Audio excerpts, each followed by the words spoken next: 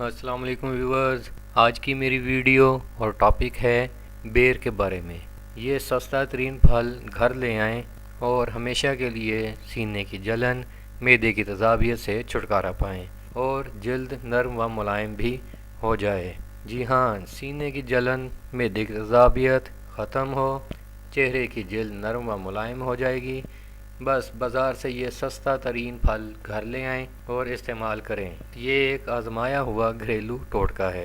ये वीडियो मुकम्मल देखने के बाद नीचे सब्सक्राइब का बटन है, उसे प्रेस करें। उसके साथ बेल बटन है, उसे भी प्रेस करें और साथ में शेयर और लाइक करना तो मत भूलिएगा। चलिए आगे बढ़ते हैं।